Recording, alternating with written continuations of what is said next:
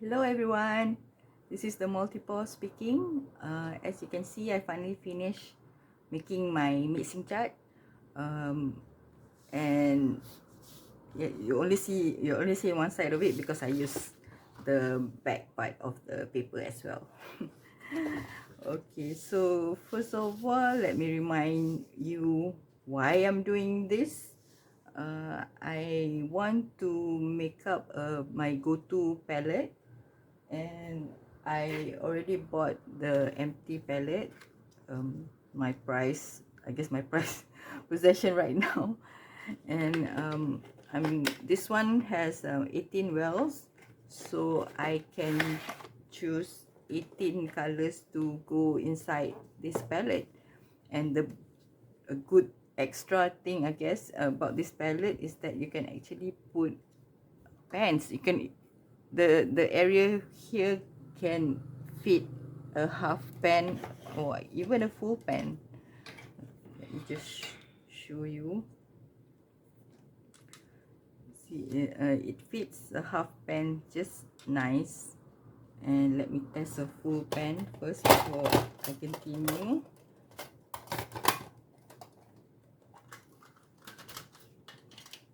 Because I have white night paints in full pans, so if I ever want to choose this one of these colors, then I need to know that it will fit. Okay, yeah, it does fit quite well also. Okay, so I have, so that means I have options of to put 18 pins plus a few more if I want to. Okay, so that's the point of this exercise, and now let's get to the result.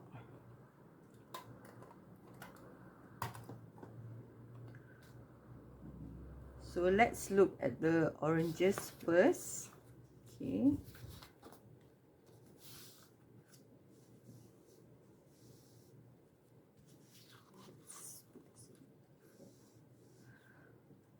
okay, when I look at the overall chart, they all kind of look pretty similar, and I like all the options that I can get here. They are all bright.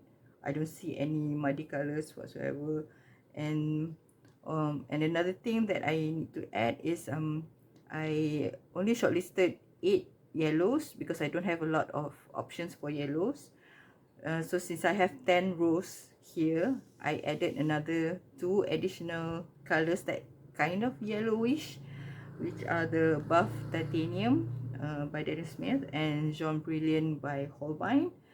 And I do like what I can get if I mix with these 2 colors. Like for example, when I mix with Buff Titanium, I can get like pastel-y versions of the original paints. These are the original swatches, so you can get like pastel version of it, and a bit of, I think I can say semi opaque, or if I add more Buff Titanium, I think it will be more opaque. And you can also get with warm yellows, you can I'm sorry, with warm reds. When mixed with warm reds, you can get like a peachy color, and same goes with Jaune Brilliant, but it looks brighter, I think, because there's some yellow in Jaune Brilliant. Okay, so these 2 are definitely going into my palette. That's the conclusion. Okay, so since when I look at this, I kind of like everything I see, so I cannot shortlist from this selection. So I'm gonna put this aside for a while, and I think I'm gonna look at purples, because purples are usually the most tricky colors to get. So I think I'm gonna look at purples first. These are my options for purples, and first of all, I'm gonna look at the bright purples that I can get, which is what happened when you mix with cool warm reds. Okay, when you go with warm reds, I'm still not quick to determine which is warm and which is cool. So I can see like I can get 1, 2, 3, 4 bright purples from this from this 10 out of these 10 reds that I can get. I do like the one with the permanent magenta. This is quite similar because they are both pinkish reds, but I like permanent magenta more because it's brighter. And permanent magenta, the one that I have by Magello, is the pigment is very strong. I just need to pick just a little bit to get a bright color. So I do like this paint. So my next option, since I have like a lot of room in my well, I think I can select a few reds to put in here, instead of just the basic two, one cool red and one warm red. So I'm gonna see a few. So the next one that I like is queen coral. I do get a lot of range here, like from mauve to a strong purple, like that one, like this one. Another one that I like is queen acordone rose. So okay, I like that three, so I'm gonna put that down first.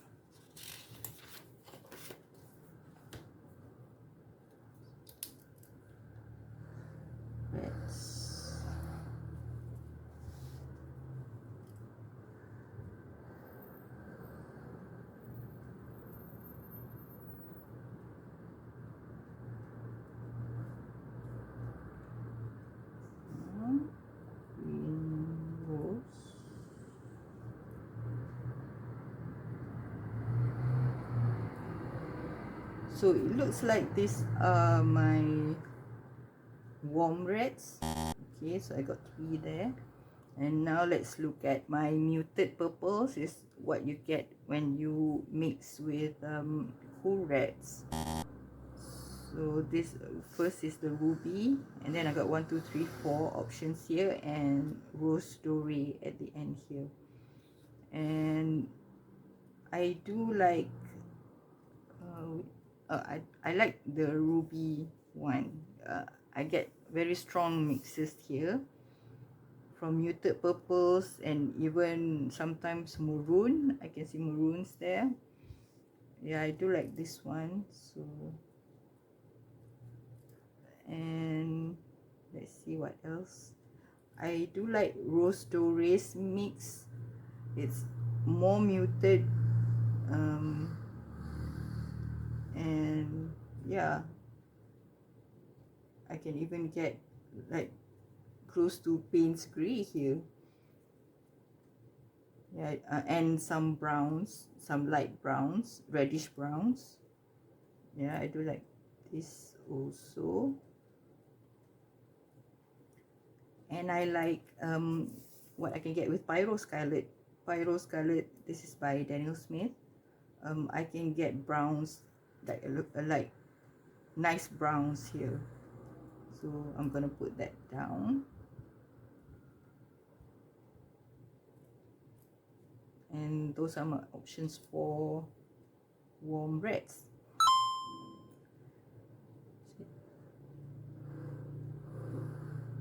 Yeah, warm reds. So the magenta, queen rose, queen coral is cool reds. Yes. Okay. Okay, let's look at the greens.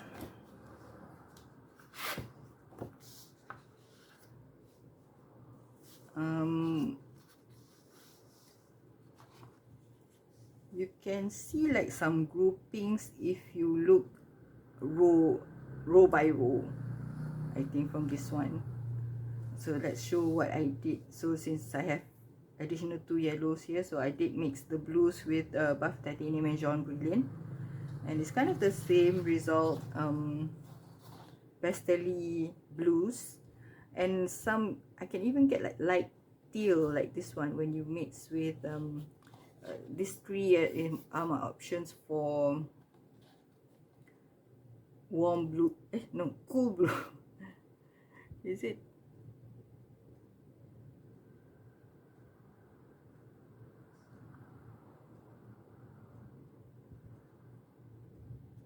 Cool blues. Yeah, these three are my options for cool blues. So when you mix the three colors with cool blues, you can actually get some teal, light turquoise. So I do like that. Okay, let's see the rest now.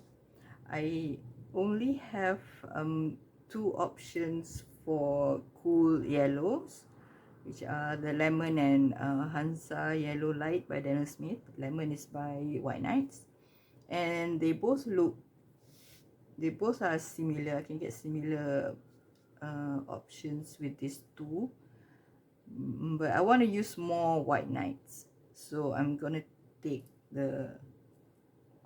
choose White Knights. This is my cool yellow. I can only have one, and see if I have space, maybe I'll add both. But I'm gonna get mostly the same color, so maybe not. Maybe it will be an option after I run out of lemon. Okay, so my warm yellows, I got 5. Oh, because I also put in yellow ochre in here, because I want to see what I can do with yellow ochre as a mixing color. And the result is not that exciting to me, so maybe it won't be a contender that goes into my final palette.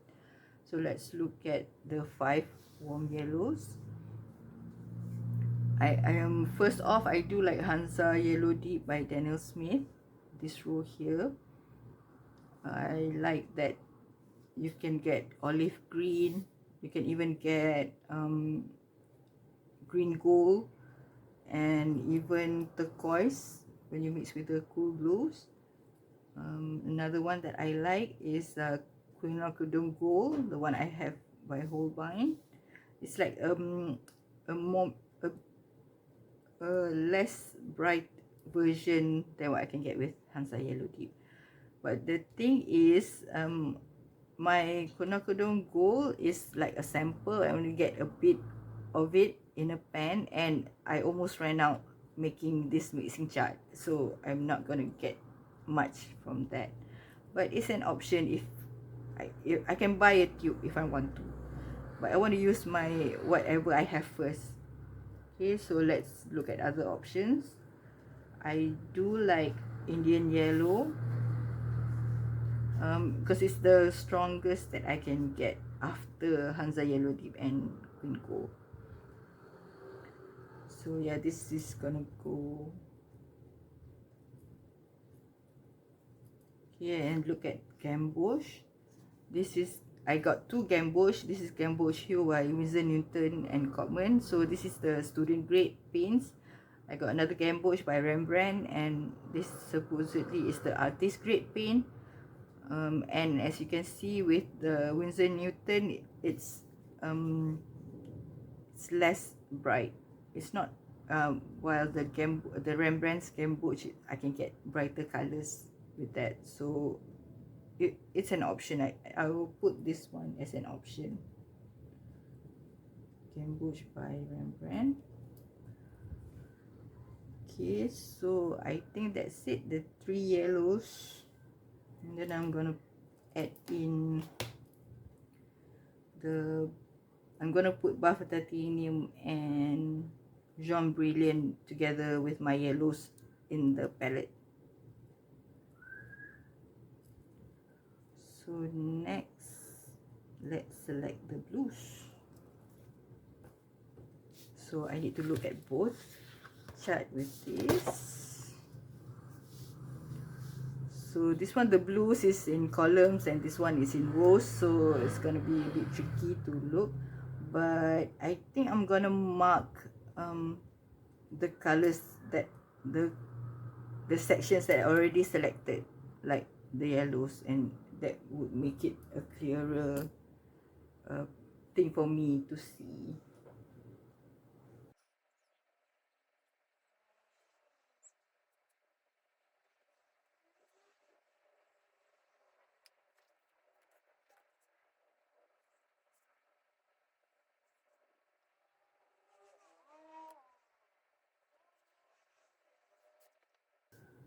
let's look at the purples first. So I have 3 columns here. I'm just going to look at this just 3 out of the 6 that I selected, and then we'll see. If I still cannot decide, then I will look at the other 3 options. So from these 3 columns, I do like all. Yeah, I'm fine with all of it. Maybe let's look at the one with the where I can get the browns. Is there anything that I don't like? Maybe this one and the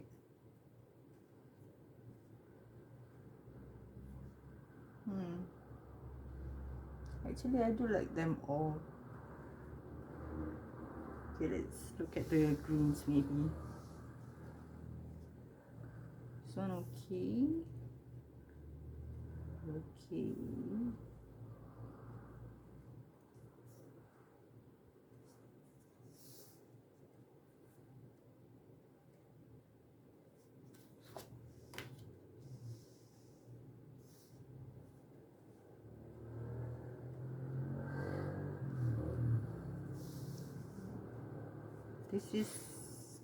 This result, it's not a contender, but it's interesting because manganese, I think manganese blue hue is a granulating color, so you get some granulation there.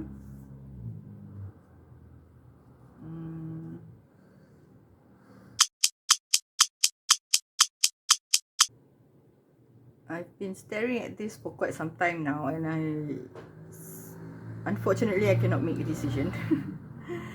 I like them all.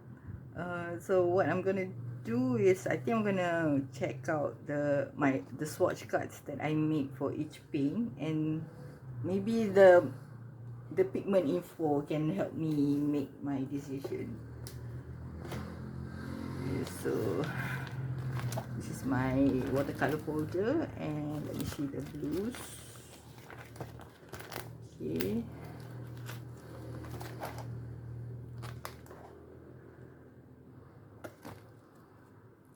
So these are my blues. I think I have 5 actually, 5 ultramarine options, which is the PB29 pigment. I think I'm gonna just take the Rembrandt French ultramarine because I have a big tube of it, so I'm just gonna use that. So this is a warm blue option. The top part is mostly warm blues here, and I have two PB60. This is M gram, which is in a pan, and this I have a tube of this, so like might as well use that tube.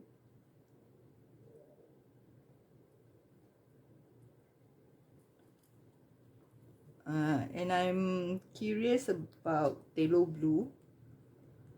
As you can see, I have 6 options for PB15. It's quite a popular pigment, so I got 6 of them here. I think I'm gonna use I'm curious about the phthalo blues.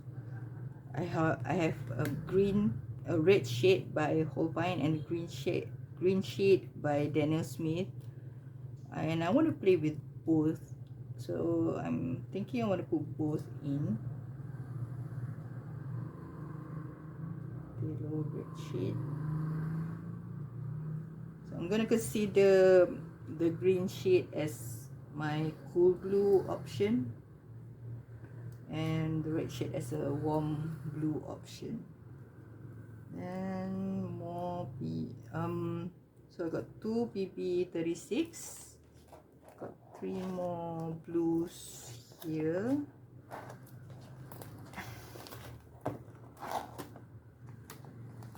So as you can see, I will use the back of the paper as much as I can. So this is the 2 all three are PB28 here. These two are granulating colors, and I got Cobalt Teal by Gram. I didn't test this. I didn't pick this for my mixing chart, so I'm not sure. Maybe one day in the future. So PB36.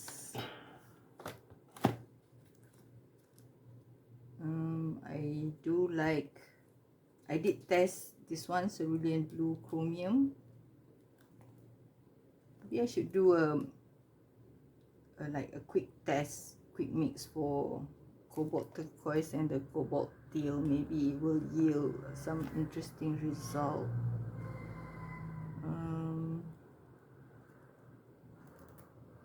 And this is like the traditional cool blues that people usually put in, but Cerulean Blue hue is kind of weak. So should I use the Daniel Smith one?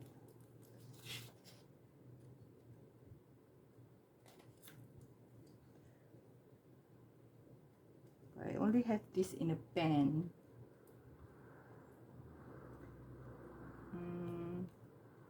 Good thing about this mixing chart is I do have space here, so if I want to test more colors, I have space to do it here.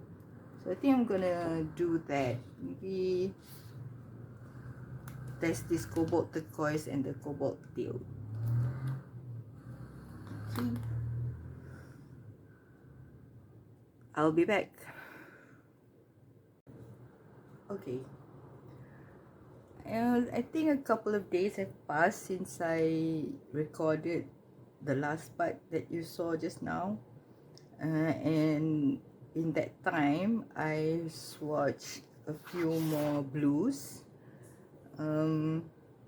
which no, just a couple more blues with the colors that I already selected for the reds and the yellows. So I tested Cobalt Turquoise by Daniel Smith and Cobalt Teal by Gram, because I wasn't feeling crazy with the other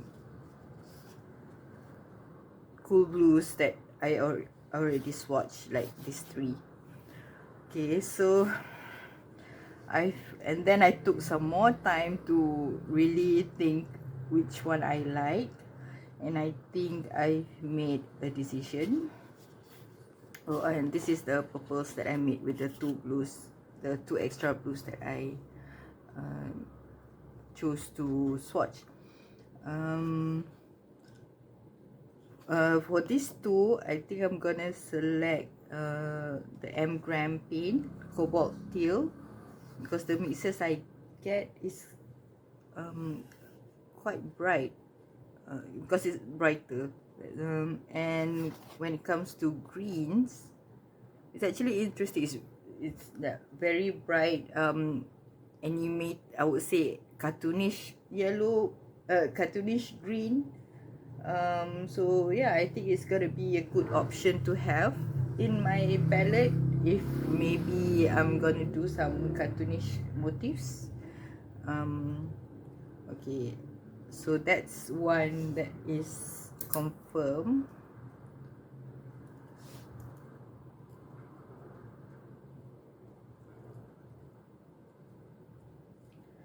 And then when I look back on the two talos,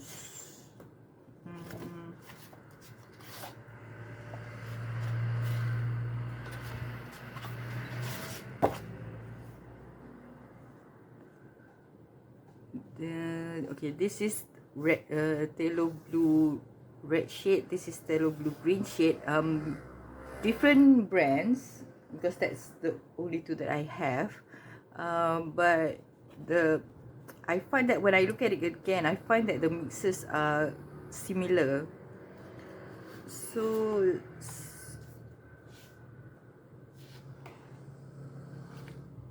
I'm gonna cut one, and since I have the phthalo blue, the Holbein, I have a tube, so I'm gonna use that, and I'm gonna take out the Daniel Smith because that one I only have a pan.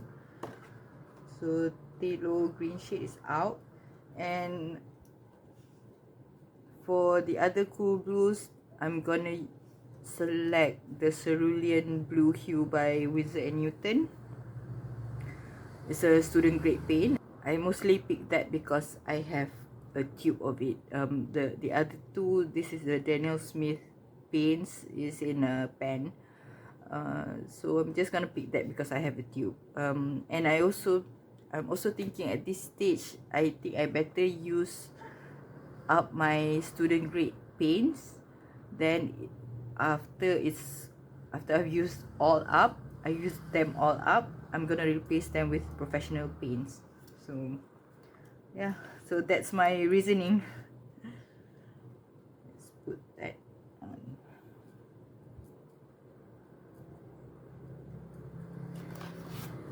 Okay, so some of these are in pans, so I'm gonna calculate which one are pans, which means that even though I have 17 here, I actually have more space on my palette because some of these are in pans. So I got 12 pens already for the wells. So I have 6 that I can pick for the remaining spaces in the palette. For these 6, I'm gonna put in some convenience colors. So the only orange that I have is the yellow orange. Let me take out my swatch cards.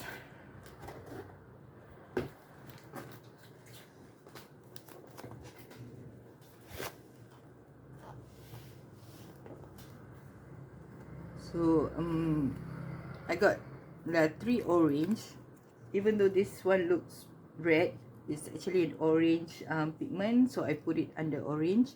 And I do like this Holbein by permanent yellow orange by Holbein, because when it goes really, when the mix is really watery, you can actually get yellow. You can't really see it here, but when I was playing with it, when it's really watery, you can get yellow from this orange. So I find it interesting. And this one I have in a tube. So that's one orange. For purple,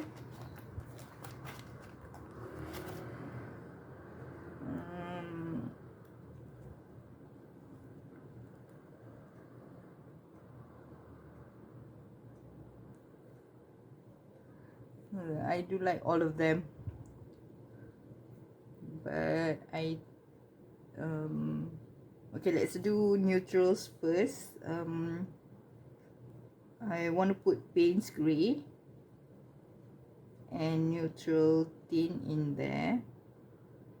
These two are for sure, so I have 2 more space for green and purple, a convenience green and a convenience purple. I want to put olive green, even though it's my it's the one manufactured by Reeves. Not a great quality paint, but I like the color. I want to put violet because I have a tube of it. And this is also in a tube. This is also in a tube. It's a professional color.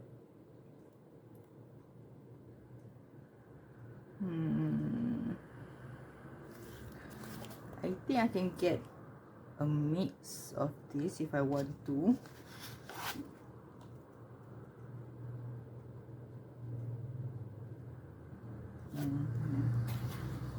But I think I'm gonna take this one. This is kind of interesting, and I cannot even begin to think how I'm gonna get it through mixing colors. So let's get this one.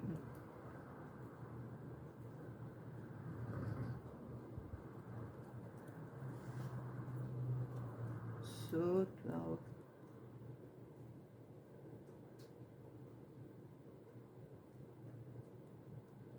Oh, this is only 5. I can do one more. Should I get another purple? Yeah, maybe I'll add the other purple, the violet. Purples are tricky to get a nice mix. So yeah, now I got 18 for the wells and 5 in pans that I can put in one of the mixing area. So I just remembered that I didn't put in any browns, and I do want to put in browns because I do have trouble trying to get the right kind of brown. So I wanted to put in burnt sienna and my transparent brown. I already have that in the back of my mind, so I forgot about that. So I need to take out two colors that I chose, two tube colors, and I'm thinking of the Rembrandt, the gouache Rembrandt is actually quite similar to Indian yellow, and also Indian throne blue. I guess I want to explore ultramarine and phthalo, and these two are usually used by a lot of tutorials that I've seen so far. So that's it. Let's see if that works out. Well, it turns out that I cannot count. I actually have less than 12 tubes, less than 12 colors in tubes that I chose, that I have chosen just now, that I listed just now. So I actually after taking out all the paints, I actually have 2 extra spaces on the wells. So I add back the Rembrandt gouache, and I added the White Nights green. I do like this green. It's a deep green like that. Okay, so I think I'm happy with my final selections. Now it's just the process of squeezing out the paints into the wells.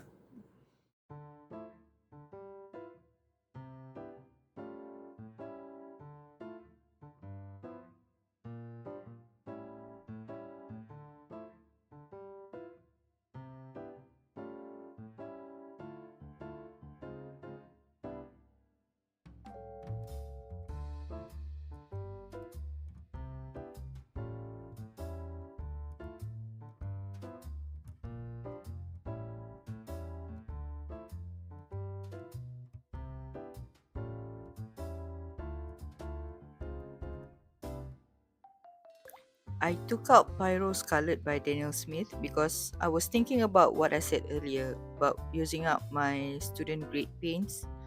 Since I have quite a few of student grade reds, I added the cadmium red hue by Della Rowney. I just took out the pen from my testing tin so I won't have to sacrifice one of the wells. I also added transparent titanium white by Rembrandt. I bought a tube out of curiosity, so I think I should play with it more. Now I stick on the pens to the palette using double-sided tape. I space them out a bit so they won't contaminate each other when the time comes to paint.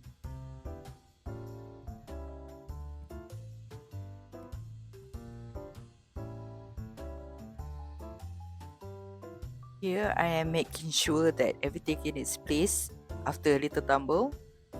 Looks good. Finally, I made the swatch card.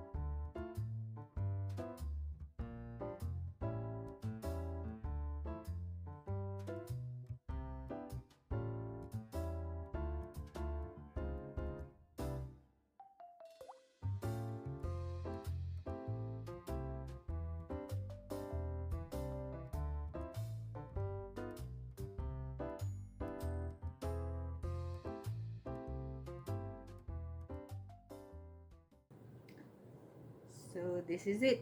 This is my go-to palette. So excited. I cannot wait to start painting with this. Thank you for joining me on this very long and I think it's an arduous journey. And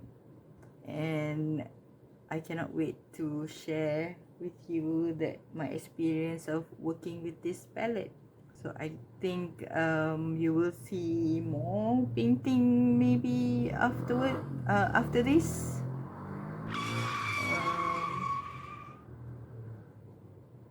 Oh no. Oh, I think I have one thing more to do before I can really concentrate on my painting. Late last year, I thought I wanted to try gouache. I've been watching some videos and it looks pretty interesting and it looks kind of easy. So I looked for gouache and the Miyahime jelly gouache is quite cheap, and I think they're doing some clearance sale on Shopee because they keep offering like 50 ringgit off, 30 ringgit off and things like that. So I got this set. This is like how many colors? 56 colors in here. Is the jelly gouache. I have been using this, but there were stories that the paint dries out quickly, stories of mold and things like that. So I thought that if I open them a bit and close it back, maybe it will not dry quite as fast, but turns out that they still will end up drying out in the bucket here. So I do need and I haven't opened all of them. I only open as I use, and whatever the swatch that you see here is the one that I've opened. So I do need to check the condition of these paints. I haven't been using this since I started this YouTube channel because I've been concentrating on my watercolors. Yeah, but this is on my to-do list. I'm thinking I will just peel off all the lids, do a different swatch card, something that will reflect what the pen looks like. Like this one, even though the paint is arranged this way, I've been swatching it this way, so it's kind of confusing. And another setback for this set is that once you throw out the lid, there's no indication at all what the color is in the bucket. So that's one thing. So I need to do the swatch card properly. While doing that, I would have to refresh the paints, as some people would say. Check if there's mold. I saw something. Is that something black or just a hole?